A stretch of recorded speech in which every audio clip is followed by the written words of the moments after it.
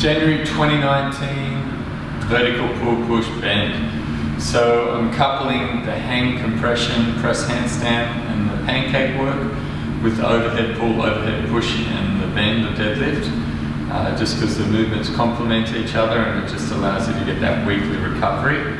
So if we're looking at the hang compression, the basic thing you want to work on in the beginning is obviously having a nice hang. You can use a single or a double ring to do this, but you want to really focus on getting that nice open shoulder and keeping the shoulders open. So you're in that dead hang with the ribs in, and from there to straddle, just working on going straight out.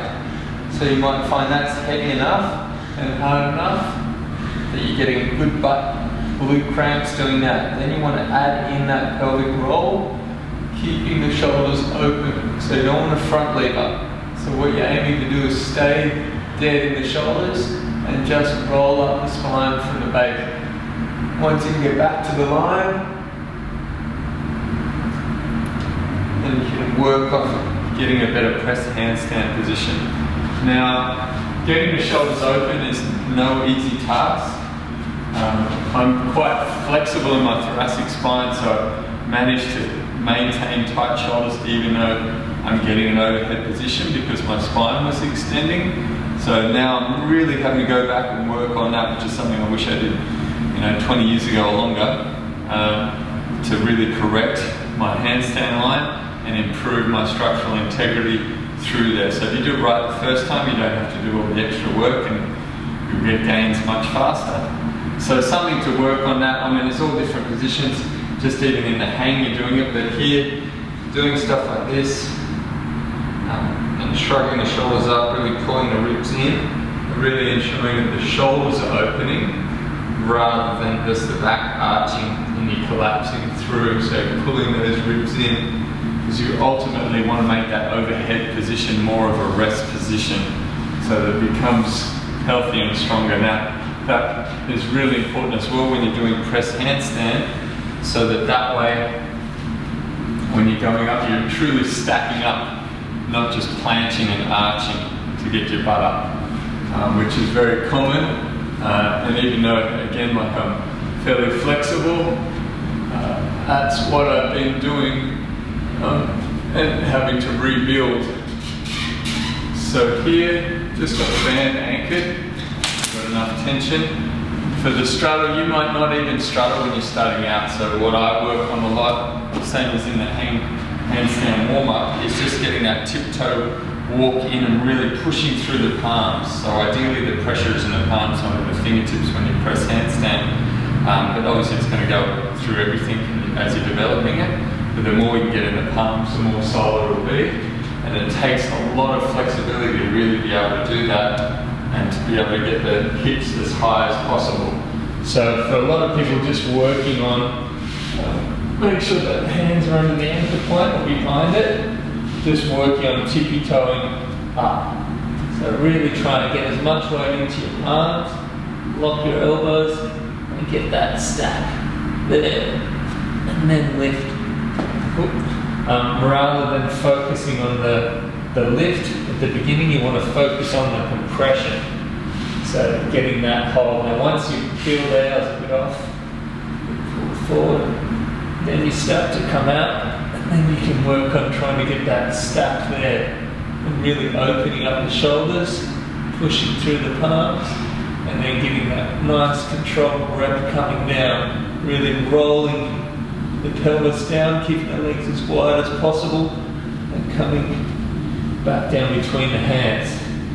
Now you might find your toes a bit further back. It is a lot of work to get to where it's really strict and straight, and that takes time. So got to keep working on the flexibility through the shoulders and the hips. The pancake work is just doing a straddle, so around a 45-degree angle in the hip, and then a roll down Jefferson. So chin in, coming down, and reaching through. You can add weight to that to load it up. Come back up. So I needed a bit higher than this to use the dumbbells, But now with this, if you can't get a nice 90-degree angle in the hip, especially even in the straddle, that's your focus. So you do that loaded and work on that. Because otherwise, if you start rounding out, but your hips aren't moving enough, you're just going to overload that low back. So the prereq is to hit that 90 degrees in the hip at least. So that way, as I roll down, segment to segment, then from there my pelvis goes with the spine and I end up just tractioning the spine, which is quite nice. Obviously adding load if you've got it will make it heavier. You can just grab the ankles and pull yourself in to add that load. Try and get the top of the head to the floor. Getting 1 to 3 reps. So they are dynamic, this particular workout, so 1 to 3 reps, getting it nice and smooth, using the breath. And then for the rest, depending on where you feel it the most, so if you felt that your glutes cramped a bit, you might want to do that kind of 90-90 hip stretch on each side to open those up, if that's what cramped. You might find that your wrists got worked a bit, might want to stretch those out on a rest. You might find that your quads cramped a lot, so you might want to stretch your quads and the hip flexors. Like that. You can hold it or use a Swiss ball, open up that quad, it's quite nice. Or even lower abs if you're feeling that from the compression work. Like that, or if your spine's not that flexible and you want to really focus on length rather than extension, just working it that way. So, getting a 2-minute round, again, if you've got more time, just do a 3-minute round, if you can take it, because that extra rest will allow you to get that next set performance and get better gains. But you know, you've got to work with your time constraints. Now for the vertical pull push bend, we're doing a mixed grip on the pull-up. Now with these, if you're still working on just your straight regular pull-up, just stay with that. You can do the deloaded version. I wouldn't kind of band it. You could if you wanted to, but really your main goal at the beginning until you're getting a full body weight pull-up with a nice neutral grip is to just keep working towards that. Then after you've got that, then you're twisting the mixed grip one, you're just alternating the grip each side, so that way you're getting cross pattern of loading to help improve your one-arm pull-up development.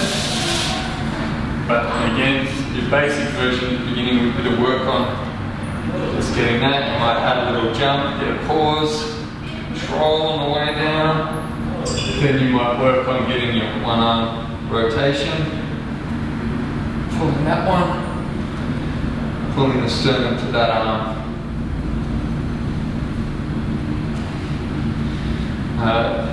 And that's what it's programmed as, like that. But again, yeah, work on getting that base pull up first before you advance it too much. Really try and get that lower trap integration with the pull. Then we've got the overhead press. Now you can use the band for these. If you've got dumbbells, use them. So if I'm here like this, I'm really trying to work on getting that nice press position. So keeping the core nice and tight and hitting a nice handstand line at the top. Really trying to open up my shoulders. That's what makes this hard. Getting that nice position and not flaring the ribs. And locking out, keeping those ribs in, pressing overhead. You can even look up through the eyebrows and control it. So they're quite hard in themselves, especially if you're not letting that type of thing happen where you hinge in the lower back, or like myself, a little bit higher, start to use the chest. And then as well, keeping the elbows in, so you're getting that nice press like that. Really quite effective. If you've got dumbbells, they're exactly the same thing. But just having them wrapped on the shoulders and pressing. Really trying to keep those lower abs in tight. Then for the bend, it's programmed as a sumo deadlift. Now if you've only got the bands, it's limited tension that you can create. But it's still resistance rather than just body weight. So that might be the way to go for you. If you've got a partner, you can have them on the shoulder and bend forward just like you would with a squat. This gets more tension at the top and obviously less at the bottom when you're doing those. Or if you've got dumbbells, it's great. Less range of motion is going to be like that. More range of motion, holding like that. Or just two separate dumbbells. Get you deeper as well. Or barbell. And then a barbell raise up on plates or whatever to get that deeper. Now the second variation will be an underhand grip pull-up. If you want to do the second vertical pull-push bend. So just got that underhand grip, or you can use two rings. So same deal, really trying to get that lower tract integration, get a good stretch at the bottom. Every rep is a stretch, and every rep is a chance to strengthen a full range of motion.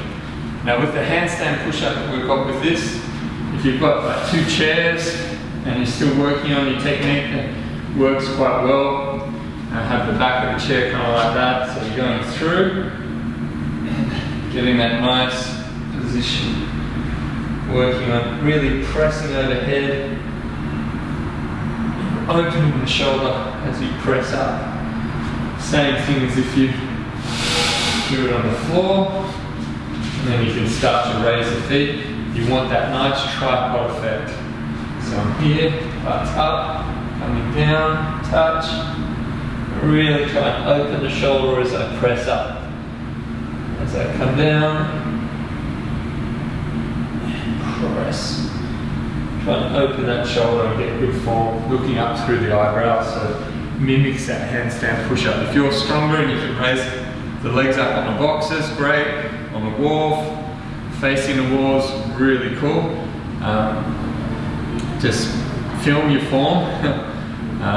And make sure you're monitoring how you're doing it so that way your development is consistent and you're not squirming to try and get out those couple of reps. Always keep a couple of reps of good form in there and you'll get stronger and you'll enjoy life more because you're not tweaking stuff when you're pushing yourself.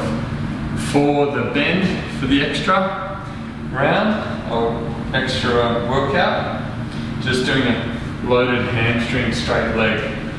So you've got the shoulder blades down the back. Now you might want to mirror the reps and do reps for these, or you might just want to work an isometric hold. So if you're doing an isometric bend, that's great. Get around 30 seconds of loading, and then if you're doing 4 rounds of each of the workout, that's quite a lot of conditioning. If you find that you push for time, you might only do just the middle workout.